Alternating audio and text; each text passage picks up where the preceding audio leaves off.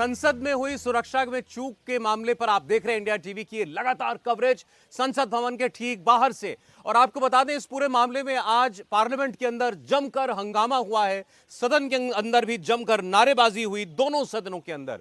और इसके बाद 15 विपक्षी सांसदों को सस्पेंड भी कर दिया गया है, वो भी इस पूरे शीतकालीन सत्र के लिए। तो ये बड़ी खबर है जो पार्लियामेंट से निकल करके आई है। कल संसद में सुरक्षा को लेकर बड़ी चूक हुई थी। जिस तरीके से दो लोगों ने विजिटर्स गैलरी से नीचे लोकसभा में सांसदों के बीच कूद करके अफरा तफरी मचाई और स्मोक बॉम्ब फोड़ा, एक किस्म से स्मोक कैनिस्टर्स फोड़े, पीले रंग का धुआं पूरे उस अंदर लोकसभा में फैल गया। उसके बाद आज विपक्ष गृह मंत्री से इस मामले में दोनों सदनों में जवाब देने की मांग को लेकर नारेबाजी कर रहा था।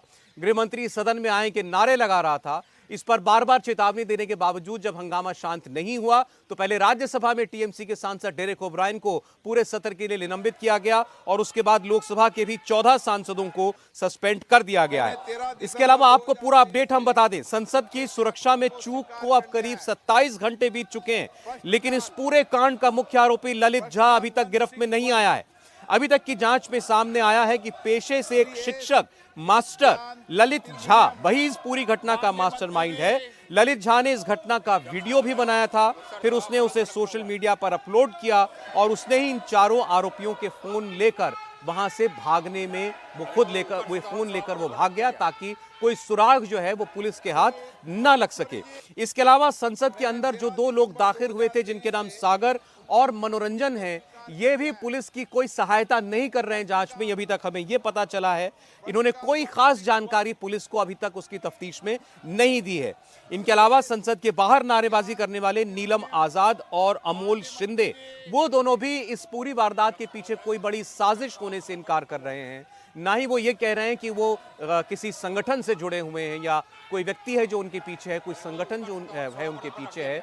उन चारों ने केवल इतना ही कहा कि वो सरकार के खिलाफ एक प्रदर्शन करना चाहते थे और इसलिए उन्होंने इस पूरी वारदात को अंजाम दिया। बहरहाल पुलिस को तलाश ललित झा की है, जिसे मास्टरमाइंड बताया जा रहा है, क्योंकि इन आरोपियों के फोन भी उसके पास है। ये एक दूसरे को कैसे जानते थे, कैसे कनेक्टेड थे ये लोग, और किसी से तो कोई निर्देश नहीं ले रहे थे। ये सारी बातें इनके फोन से क्योंकि सामने आ सकती हैं और फोन उस व्यक्ति ललित झा के पास है जिसने बाहर नीलम और अमोल जब ये नारेबाजी कर रहे थे और बाहर भी इन्होंने इन स्मोक कैनिस्टर्स को फोड़ा था तो उनका वीडियो भी इस शख्स ने बनाया और उसको सोशल मीडिया पर अपडेट किया था।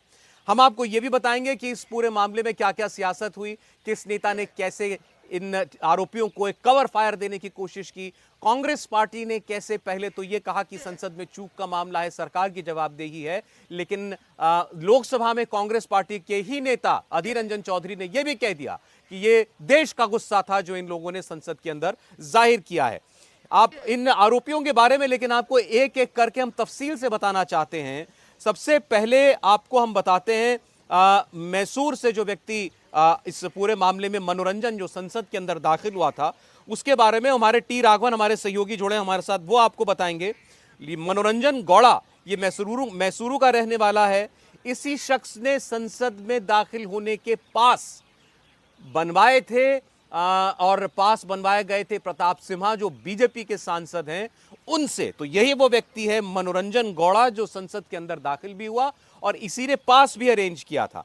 दूसरा आरोपी जो है वो है सागर, ये भी अंदर दर्शक दीर्घा से नीचे कूदा था लोकसभा में। इसके बारे में और ज्यादा डिटेल आपको देंगे हमारे संवाददाता विशाल प्रताप सिंह। ये व्यक्ति सागर जो है ये लखनऊ का रहने वाला बताया जा रहा है, इसके बारे में और डिटेल हमारे सहयोगी देंगे। इसके अलावा पटियाला हाउस कोर्ट से कुमार सोनू हमारे साथ जुड़ रहे हैं। कुमार सोनू उस जगह पर है जहां इन आरोपियों को अब से थोड़ी देर के अंदर पेश किया जाने वाला है। वैसे संसद में घुसने के मामले का मास्टरमाइंड भले ही इस ललित झा को जो है वो बताया जा रहा है, लेकिन ये कैसे बाकी लोगों से कनेक्टेड था ये अभी तक स्पष्ट नहीं हो पाया है। इसने दो लोगों के लिए पास बनवाए और आप जानते हैं मनोरंजन और सागर यही दोनों जो हैं वो अंदर दाखिल भी हो गए थे। मनोरंजन ने पास बनवाए थे। मनोरंजन गौड़ा का परिवार मूल रूप से कर्नाटक के हासन जिले का रहने वाला है, लेकिन 18 साल पहले ये जो पूरा परिवार है ये मैसूरू शिफ्ट हो गया था। इसके परिवार में और कौन कौन लोग हैं, क्या करते हैं, इस खुद व्यक्ति ने क्या पढ़ाई की है, इसके बारे में जो भी अब तक तफसील सामने आई है वो आपको हम एक रिपोर्ट में दिखाते हैं। देखिए, सबसे पहले इन आरोपियों में से एक मनोरंजन गौड़ा के बारे में अब तक क्या पता चला।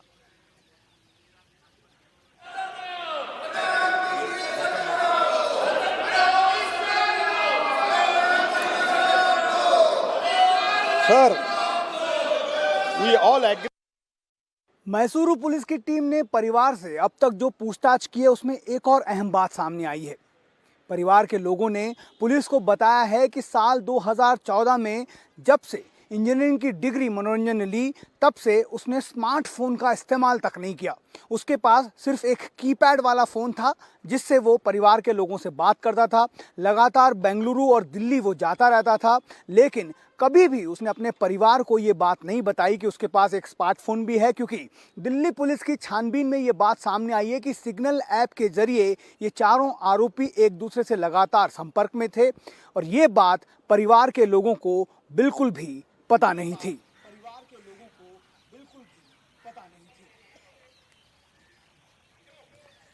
टी राघवन की रिपोर्ट आप देख रहे थे। ये मनोरंजन गौड़ा जो मैसूरू का रहने वाला है और जिसने पार्लियामेंट के अंदर छलांग लगाई थी, उसके बारे में उन्होंने बताया। और इसके घर वालों को भी नहीं मालूम था कि आखिर ये किस किस्म की गतिविधियों में, किस किस्म की एक्टिविटीज में ये शामिल था। फोन भी नहीं रखता था अपने पास, कोई स्मार्टफोन इसके पास नहीं था। नॉर्मल जो कीपैड वाला फोन होता है वो ये इस्तेमाल किया करता था और ना ही कभी कोई दूसरे गैजेट्स जो हैं उनसे कभी इस्तेमाल किया करता हुआ इसके परिवार ने देखा। इस बीच ललित झा जो कि मास्टरमाइंड जिसको हम लोग बार बार कह रहे हैं, उसकी ये तस्वीर सामने आई है। देखिए ललित झा, इसकी ये नई तस्वीर सामने आई है।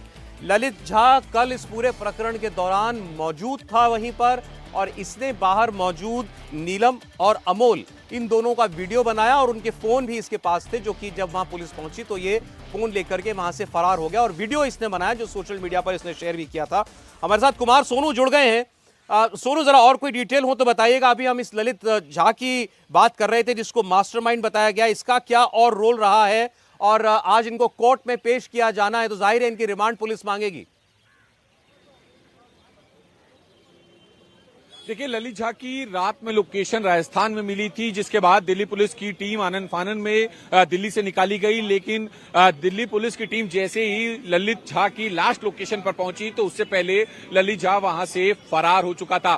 फिलहाल इस वक्त हम पटियाला हाउस कोर्ट के बाहर मौजूद हैं और यहां पर देखें दिल्ली पुलिस के जवानों को तैनात कर दिया गया है। दरअसल अब से कुछ ही देर में दिल्ली पुलिस की स्पेशल सेल जो है वो यहां पर पहुंचेगी 2 गाड़ियों में आरोपियों को लेकर और उसके बाद कोर्ट में पेश किया जाएगा। वहां से माना जा रहा है कि तकरीबन 10 दिन की रिमांड की डिमांड जो है वो स्पेशल सेल कर सकती है, क्योंकि पूरी कॉन्स्पिरेसी को खोलना है। आखिर कैसे कॉन्स्पिरेसी की गई, कहां पे की गई, क्या कोई फंडिंग अगर इसमें कहीं से हुई तो फंडिंग किसने की, कितना पैसा आया, तो ये तमाम बहुत सारे ऐसे सवाल हैं जिन सवालों का जवाब ढूंढना है। और अब जो है कोर्ट में पेश करने का समय हो गया है, तो कभी भी जो है दिल्ली पुलिस की स्पेशल सेल यहां पर पहुंच सकती है आरोपियों को लेकर। जिस तरीके से हमने ललित झा की जो लेटेस्ट तस्वीर है जिसमें बड़ी दाढ़ी में ललित झा जो है वो दिखाई दे रहा है और वो इसी हुलिये के साथ राजस्थान में उसकी लास्ट लोकेशन कल रात को मिली थी, जिसके बाद दिल्ली पुलिस की एक टीम वहां पर पहुंची थी। लेकिन ललित झा जो है दिल्ली पुलिस के पहुंचने से पहले वहां से फरार हो गया। फिलहाल पुलिस पूरे मामले की जांच में जुटी हुई है। तमाम आरोपियों के जो मोबाइल फोन हैं, जो इलेक्ट्रॉनिक्स एविडेंस है, वो ललित झा के पास है, क्योंकि वही वीडियो बना रहा था और जैसे ही हंगामा शुरू हुआ, बढ़ता दिखा, तो वो मौके से फरार हो गया। फिलहाल अब अंदर कोर्ट के अंदर भी जो है गहमा गहमी है और कभी भी जो है यहाँ पर स्पेशल सेल की टीम पहुंच सकती है, क्योंकि स्पेशल सेल के जिस दफ्तर में आरोपियों को रखा गया था वहां पर उनसे पूछताछ की जा रही थी। वहां से दिल्ली पुलिस की टीम जो है वो उन्हें लेकर निकल चुकी है और अब कभी भी जो है महज कुछ ही मिनटों की का इंतजार है कि कभी जो है स्पेशल सेल की टीम यहाँ पर लेकर पहुंच चुकी है। फिलहाल यूएपीए के तहत सोनू बता रहे हैं कि इन आरोपियों को लेकर दिल्ली पुलिस की स्पेशल सेल की टीम रवाना हो चुकी है। पटियाला हाउस कोर्ट में इनकी पेशी होगी और कम से कम 10 दिन की पुलिस रिमांड चाहेगी अदालत से, ताकि इन लोगों को कस्टडी में लेकर इनसे पूरी तफ्तीश की जा सके। मनीष प्रसाद हमारे सहयोगी वो भी उस जगह पर पटियाला हाउस कोर्ट पर ही मौजूद है जहां इनकी पेशी होने जा रही है। मनीष, कोई और अपडेट? सौरभ, जो कॉन्स्पिरेसी है जिसमें ललित झा को मेन एक तरीके से किंगपिन के तौर पर इस पूरी कॉन्स्पिरेसी का देखा गया है, उसके अलावा जो इसके पीछे लोग हैं, करीबन जो सिक्योरिटी अपरेटिस में लोग हैं जिसमें इंटेलिजेंस एजेंसीज इन्वॉल्व हो गई हैं, उसके साथ साथ जो अलग अलग मल्टी एजेंसी सेंटर्स हैं उन्होंने एक्टिवेट करने के बाद जो बैकलॉग डेटा खंगाला है उसमें ललित झा के पिछले 6 महीने के कॉल रिकॉर्ड्स के साथ जो एनालिसिस किया है उसके मुताबिक ये बिल्कुल क्लियर है कि 10 तारीख से पहले भी ललित झा कई फोन्स के कॉन्टैक्ट में था और यही वजह है कि ललित झा की गिरफ्तारी के साथ जो कॉन्स्पिरेसी में और लोग हैं जिनके सामने नाम आ सकते हैं और सोचे समझे तरीके से साजिश को अंजाम दिया गया ताकि 13 तारीख का दिन चुना गया, इसी दिन वो अंदर जाएं। तो कॉन्स्पिरेसी के पीछे जो और चेहरे हैं उसको बेनकाब करने के लिए इस समय इंटेलिजेंस एजेंसीज और साथ में सिक्योरिटी अपरेटिस की टीम्स अलग अलग जगहों पर रेड कर रही है। जो हमारे सोर्सेस बता रहे हैं वो बता रहे हैं कि यूपी, मध्य प्रदेश, उसके अलावा हरियाणा के कई अलग एरियाज और साथ में राजस्थान, यहां पर 4 जगहों पर मेन सेंटर करके वो उन सभी नंबर्स की कॉल डिटेल चेक कर ये देखा गया और इसीलिए उनको जीरो इन किया जा रहा है और पूछताछ की जा रही है ललित झा जिनके कॉन्टैक्ट में था। ललित झा के अलावा जो ये इनके 4 फोन्स हैं, इन चारों एक्यूज के, जिसमें से 5वां डिटेन भी है, इन 5 के फोन को पूरी तरीके से चेक किया गया। इनका सोशल मीडिया प्लेटफॉर्म्स में जो इनका स्टेटस और साथ में जो रिस्पॉन्स है उसको एनालाइज करने के बाद ये बिल्कुल तय हो गया कि ये एक प्लानिंग थी जिसकी पहले रेकी की गई थी और रेकी करने के बाद ये तय किया गया कि 13 तारीख को ये इस तरीके से ये वारदात करेंगे और यही वजह है कि अब ललित झा और इसके पीछे जो मेन मास्टरमाइंड है उन सबको जल्द से जल्द गिरफ्तार करने के लिए मल्टीपल एजेंसीज इन्वॉल्व हो गई हैं और वो रेड कर रही हैं, जिसमें राजस्थान एटीएस की मदद दी जा रही है, यूपी एटीएस को कहा गया है, उसके अलावा जो हरियाणा की इन्वेस्टिगेटिंग एजेंसी और सीआईडीज हैं उनको भी कहा गया है कि आप जल्द से जल्द उन जगहों को जाके पिन पॉइंट करें। जी ठीक है मनीष, ठीक। एक बार जरा हम राघवन के पास चलते हैं। हमने मनोरंजन गौड़ा की बात की थी, ये भी पता चल रहा है कि जो सागर दूसरा व्यक्ति था जो इसके साथ संसद के अंदर दाखिल हुआ था, इन दोनों की मुलाकात जो है वो बेंगलुरु में हुई थी। राघवन, ये दरअसल एक सबसे बड़ा सवाल है कि ये 5-6 लोग, अगर अब विकी को भी हम शामिल कर लें जिनके घर में ये लोग ठहरे थे जाकर के, तो ये सब के सब लोग कनेक्टेड कैसे हैं, ये जानते कैसे थे एक दूसरे को? जी देखिए, जो लोकल इन्वेस्टिगेशन अभी तक हो पाई है उसमें एक बात बहुत साफ हो गई है कि सागर शर्मा और मनोरंजन एक दूसरे से फिजिकली मिले थे।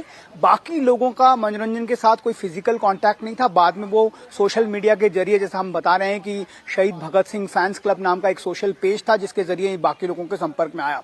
2-3 बड़ी बातें हैं सौरभ जो परिवार के लोग भी नहीं जानते हैं। परिवार, जो इनके पिताजी से हमारी बात हुई जब उन्होंने कहा कि वो स्वामी विवेकानंदा की किताबें पढ़ता था, लेकिन जब पुलिस ने यहाँ पर छानबीन की घर पर तो किताबों का जखीरा मिला है जिसमें ज्यादातर किताबें जो क्रांतिकारी नेता हैं, वामपंथी नेता हैं, उनकी विचारधाराओं से जुड़ी हुई है। कुछ ऐसी किताबें जो प्रकाशन के बाद बहुत सारे विवादों में रही थी, ऐसी किताबें बहुत सारी मनोरंजन के पास से मिली है। दूसरी बड़ी बात वो ये कह रहा था कि उसके पास स्मार्टफोन नहीं है, घर वाले सिर्फ उसको कीपैड फोन का इस्तेमाल करते हुए देखते थे, लेकिन दिल्ली पुलिस के स्पेशल सेल ने ये जानकारी दी है कि ये सिग्नल ऐप के जरिए आपस में जो चारों आरोपी थे वो कोऑर्डिनेट उन्होंने इस पूरे घटना को किया था। तीसरी बड़ी बात ये कहते हैं कि वो लगातार मैसूर से बेंगलुरु जाता था, लेकिन अब पता चला है कि वो कम से कम 3 से 4 बार दिल्ली भी गया था। कुछ महीने पहले वो दिल्ली के संसद भवन भी गया था, उसने वहां पर जाकर पास लिया था, वो बाकायदा संसद के अंदर गया था, उसने सारी रेकी की थी और इस बात को उसी ने पिन पॉइंट किया था कि अगर शूज में नॉन मेटल ऑब्जेक्ट लेकर जाया जाए तो वो पकड़ा नहीं जाएगा, किसी भी तरह से सुरक्षा में की जद में वो चीजें नहीं आएंगी। तो ये 3-4 चीजें जो है वो परिवार वालों को भी पता नहीं थी जो मनोरंजन कर रहा था। और यहाँ के लोग, अगर हम मोहल्ले की बात करें जहाँ पर मैं खड़ा हूँ, अभी विजयनगर इलाका है मैसूरू का और मेरे पीछे उनका मकान आप देख रहे हैं, तो यहाँ पर लोग भी कहते हैं कि बहुत सीधा साधा था, बहुत इंट्रोवर्ट था, किसी से बात नहीं करता था। हालांकि लोकल इश्यूज जो हैं लोगों के वो उठाता था, वो जाकर कलेक्ट्रेट ऑफिस हो, एसपी ऑफिस हो, जाकर वहां पर उनके हक की लड़ाई की बात वो करता था, लेकिन बहुत सीधा साधा था, कोई उसमें बुरी आदतें नहीं थी। लेकिन उसके पीछे जो परिवार भी कह रहा है कि ब्रेन वॉश उसका किया गया जब इन लोगों के संपर्क में वो आया करीब 1.5 साल पहले। ठीक है, ठीक ठीक। ये तो बड़ा सवाल है राघवन कि आखिर इन लोगों के मन में आखिर ये फितूर डाला किसने, ये कैसे इनके मन में आया कि इतनी बड़ी हिमाकत ये लोग कर सकते हैं, देश की संसद के अंदर जाकर के इतना बड़ा अपराध ये लोग करेंगे। और इसके बाद ये सब, ये बखूबी ये लोग इतनी बात तो जानते होंगे कि ये पकड़े भी जाएंगे और पकड़े जाने के बाद इनका आगे का जीवन कैसा होगा। सबसे बड़ा सवाल एक ये भी है कि आखिर इनके पीछे कोई था क्या ये 4-6 लोग मिलकर अपने आप इतनी बड़ी साजिश को प्लान कर सकते हैं? संसद में कैसे एंट्री मिलती है, कैसे पास बनता है, लोकसभा के अंदर विजिटर्स गैलरी और नीचे कूदने का फासला कितना है, कैसे आप अपने जूते के अंदर या जैसे भी इन्होंने वो स्मोक बॉम्ब्स जो हैं वो छुपा कर रखे हुए थे वो आप वो सुरक्षाकर्मी डिटेक्ट नहीं कर पाएंगे। ये बातें किसी सामान्य व्यक्ति के लिए जानना ये बिल्कुल मुमकिन ही नहीं है। वो व्यक्ति जान सकता है जिसको पता हो कि पार्लियामेंट के अंदर क्या सुरक्षा तंत्र होता है, किस तरीके से कहां पर कितनी चेकिंग होती है, फिजिकल चेकिंग कहां पर होती है, आपको मशीन के अंदर से जो गेट होता है उसके अंदर से कहां पर निकलना पड़ता है,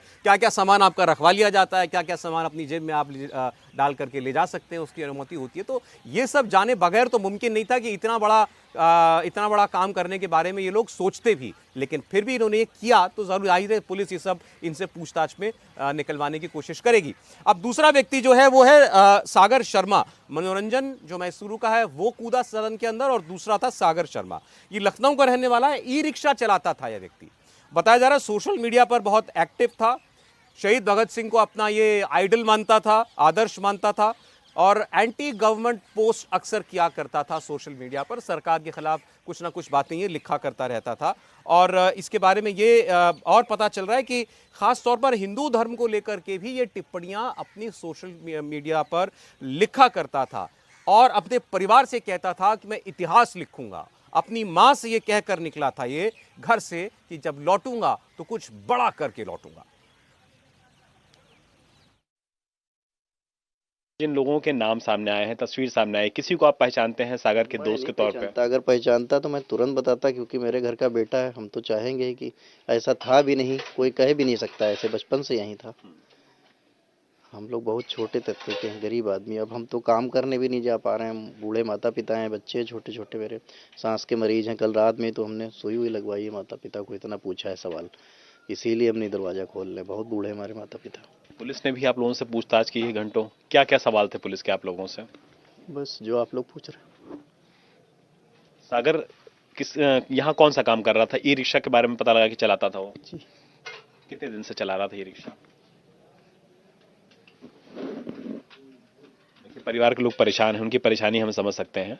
मामा इस समय भावुक हो गए क्योंकि कल से ये सवालों के जवाब दे रहे हैं और किसी भी परिवार के लिए बहुत ही मुश्किल समय होता है।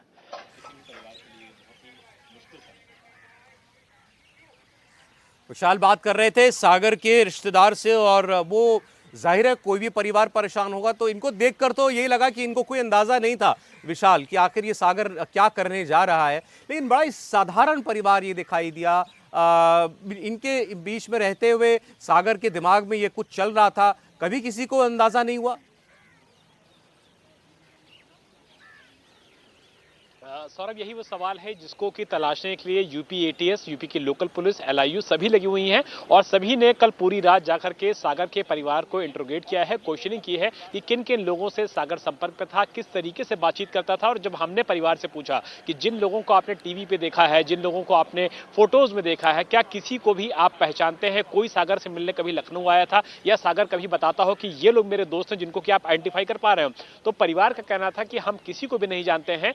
ई रिक्शा चलाता था सागर, पिछले 6 महीने से लखनऊ में था, 1.5 साल पहले वो बैंगलोर गया था और लगभग 2 साल का जो वक्त है वो बैंगलोर में गुजार के आया था। मैसूर भी जाता था, दोस्तों से मिलने की बात कहता था, भगत सिंह की आइडियोलॉजी से प्रभावित था, सोशल मीडिया पर बहुत ज्यादा चीजों को लिखता था, एंटी गवर्नमेंट पोस्ट करता था और उसके जो करीबी दोस्त हैं उनका कहना है कि वो हमेशा भगत सिंह की बात करता था। स्वतंत्रता दिवस हो या फिर गणतंत्र दिवस हो, हर कार्यक्रम में बढ़ चढ़ के हिस्सा लेता था। लेकिन जो मोहल्ले में सौरभ उसकी इमेज है वो बहुत ही इंट्रोवर्ट टाइप के लड़के की है, जो कि बच्चों के साथ खेलता था, लूडो खेलता था और एक सामान्य जीवन जी करके अपने परिवार को चला रहा था। लेकिन किस तरीके से वो संसद भवन पहुंच गया, किस तरीके से उसने लोगों से बातचीत की और अगर वो रेडिकलाइज्ड हुआ या फिर किसी ने उसको मोटिवेट किया, तो इसी तरीके के आरोप जो उसके परिवार के लोग हैं वो लगा रहे हैं सौरभ। लेकिन एक पॉइंट जो बहुत ज्यादा इन्वेस्टिगेशन में सामने आ रही है वो ये आ रही है कि बाकी सभी आरोपी पढ़े लिखे हैं, ग्रेजुएट हैं, उन्होंने कॉम्पिटिटिव एग्जाम्स दे रखे हैं जिसमें वो कामयाब नहीं हो पाए थे, लेकिन ऑड वन आउट की अगर बात किया जाए सौरभ, तो सागर शर्मा ही उसमें, क्योंकि उसकी जो पढ़ाई है वो बामुश्किल 10th तक हुई है।